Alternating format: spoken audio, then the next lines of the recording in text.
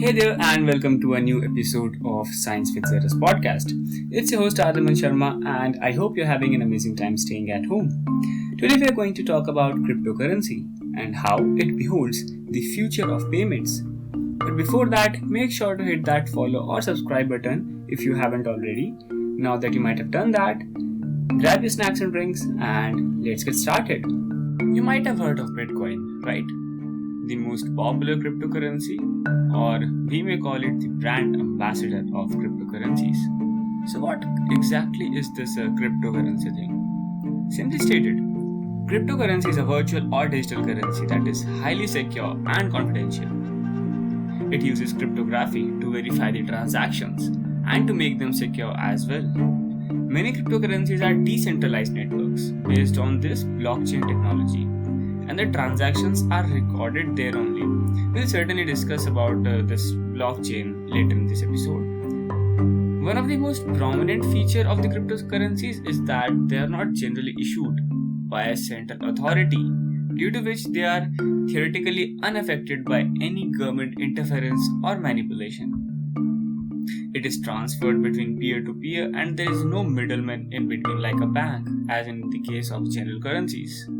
Some famous cryptocurrencies include Bitcoin, undoubtedly, Ethereum, Ripple, Litecoin, etc.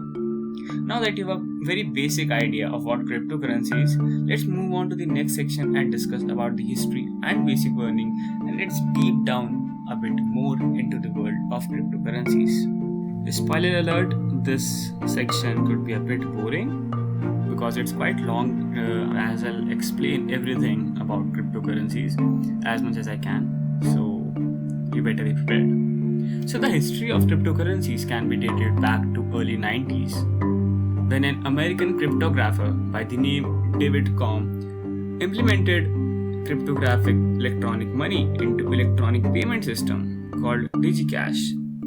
It used to follow a number of cryptographic protocols to process the transactions, and thus were untraceable by anyone, even the government for that matter.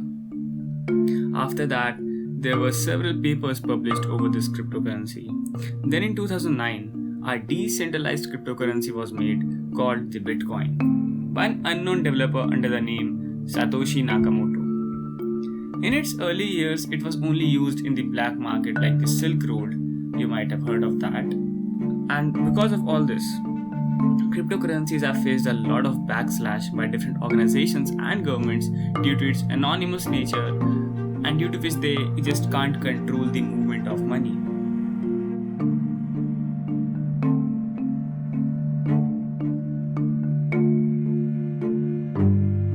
Talking about the working of cryptocurrencies, we need to discuss about the blockchain technology, cryptography, and the overall concept of digital currency. These three things are very much interconnected. Cryptocurrency is a digital currency that uses the blockchain technology to process and record the transactions and is secured by cryptography. There is not much to talk about digital currency, as we have already discussed cryptocurrencies in general earlier in this episode only.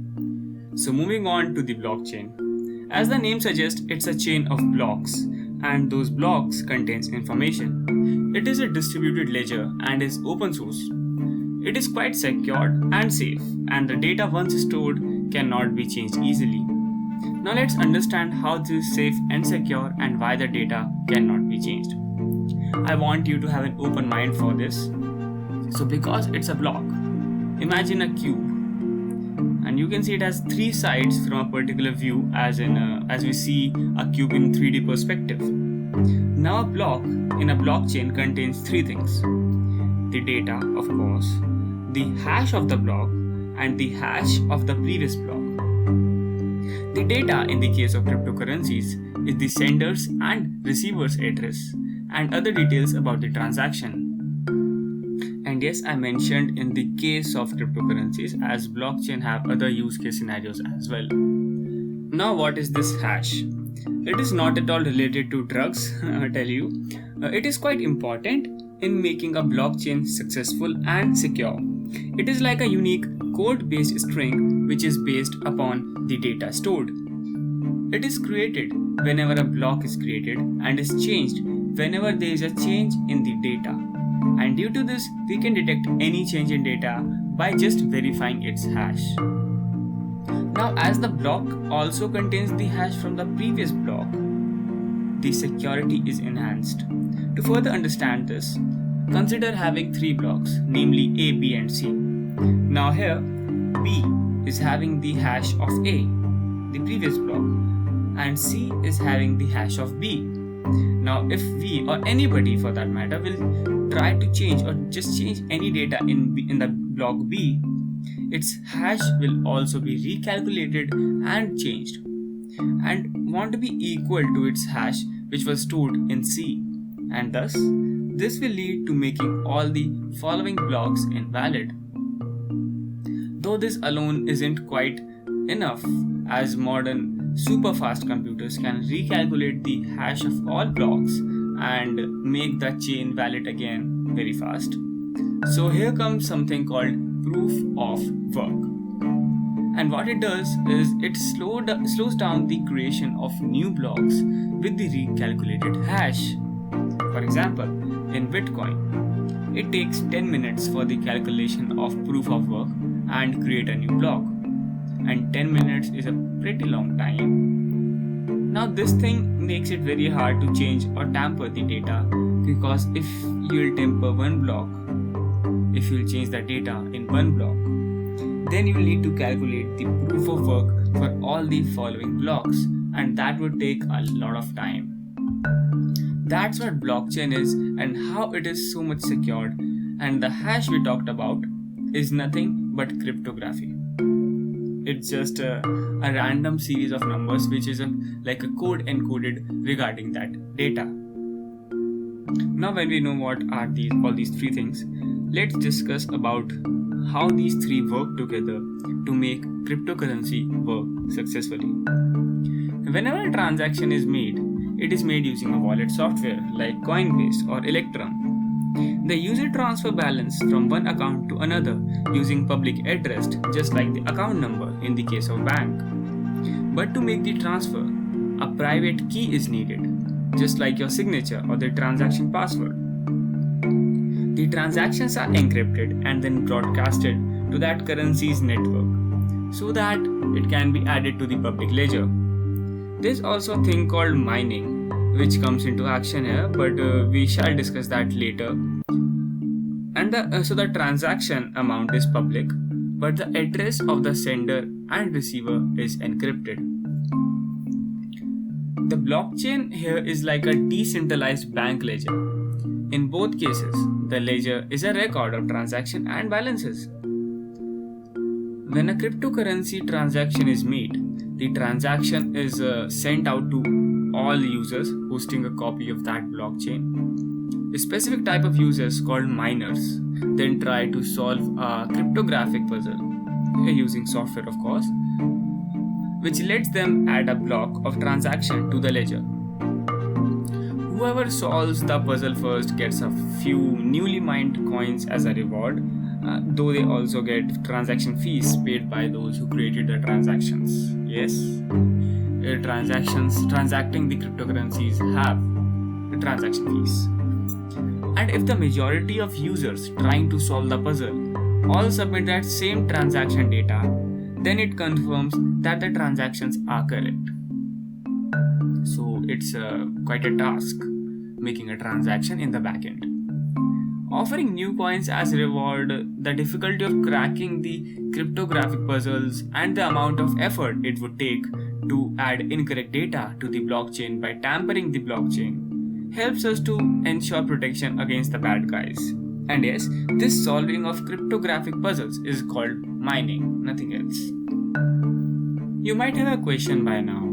How do you, or anybody for that matter, can obtain or trade cryptocurrencies? So, cryptocurrency can be obtained most of the same ways other type of currencies can. You can exchange goods or services for cryptocurrency, you can trade dollars for cryptocurrencies, or you can just trade cryptocurrencies for other cryptocurrencies, like you can get Bitcoin in change of Ethereum. As I stated earlier, these can also be exchanged between peers, though there can be a mediator or not. And though you can always hold on to a currency and sell it off at a higher price, as you may do with gold and stuff. Now let's move on to this question: how do the cryptocurrency price works? So as you know by now, the cryptocurrencies are not backed by any government or institution, and the prices of cryptocurrencies, for example Bitcoin, as of recording this, it's having a price of more than $9,500. So who calculate the price and how it fluctuates so much? Cryptocurrencies have a fixed number. Like in the case of Bitcoin, we can only have 21 million Bitcoins at max, and due to this, the devaluation of the currency through inflation isn't possible. So the two main factors behind determining the price are supply and demand. And that's a basic economic principle. If there's high supply and less demand, the value will drop. And if there's less supply and high demand, the price will go up. Now you might wonder why there is so much fluctuations in their prices. So the first thing behind this is that it is still a nascent market, despite being in existence for over 10 years now. And because of this, it is quite volatile. So there is a limited liquidity if you compare it to more established and mainstream markets like traditional economy, including foreign exchange market. To give you an idea, the total value of all the money in the world is more than $90 trillion, while the total cryptocurrency value is around $250 billion, and that's a whopping 36,000% difference. Along with that, the daily trading value, the trading volume as such, difference is quite big. Around $14 billion for cryptocurrency and close to $5 trillion for the forex trade. And due to all this, the crypto market is very thin, that naturally moves very quickly and hence results in higher volatility. Now because every coin has two sides, so is with this one, no pun intended, their anonymous nature makes it suitable for all the illegal activities like money laundering, tax evasion, etc. Also, it's the most preferred payment method on the dark web.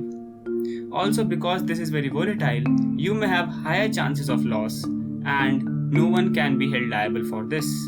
Because back in 2017, I also lost close to $100 in trading due to the price drop. Now, because everything has opinions from both the sides, so there have been a lot of controversies and discussion regarding crypto as more and more people are getting aware about it. The first thing is security. Yes, there is a lack of security as there is no foolproof method for it to be fully secure. But despite of that, it is one of the most secure way to transact your money because it hides the transaction details as such. There is a certain risk of hacking with each transaction, and this is no-brainer. And secondly, there is no transparency regarding the holdings. There is no actual data who is holding how much crypto in their wallets. Next, we know liquidity plays a vital role in any market, so is the case here. The reduced liquidity results in higher price fluctuations, and even at the time of transactions, the rate fluctuates and the transaction gets invalid, resulting in transaction charges. So it is kind of a negative point about it, and this thing that it is being widely used for illegal purposes is no-brainer. So there have been a lot of controversies around it. Now, after all this discussion, let's see how the future looks like with the crypto. We can see crypto getting mainstream in the upcoming years. There is a possibility for it to appear on the Nasdaq, which would further add credibility to the blockchain and its uses as an alternative currency system on a global platform. Some of the limitations that cryptocurrencies presently face, such as the fact that one's digital fortune can be erased by a computer crash, or that a virtual wallet may be ransacked by a hacker, may be overcome in time through technological advances, but as technology will advance, so will the hackers. What will be the harder to surmount is the basic paradox that bedevils cryptocurrencies. The more popular they become, the more regulation and government scrutiny they are likely to attract. which basically erodes the fundamental premise for their existence. Though the acceptance of cryptocurrency is increasing even on the surface web, but there is still a lack of cryptocurrencies acceptance among the consumers. Certain organizations are setting up crypto ATMs to trade in easily, and they could be really helpful in changing the whole scenario. So by this, it is quite debatable to talk about the future of cryptocurrencies. And on this note, I would like to wrap it up, and I hope that I would have provided you a bit of knowledge regarding cryptocurrencies. Feel free to chat with me on Instagram at @ScienceWithZeros. I'm Aaryamann Sharma, and you are listening me on Science with Zeros. Make sure you follow or subscribe to this podcast, and we'll meet in the next one. Till then, keep learning and exploring while staying safe, obviously. Thank you and goodbye.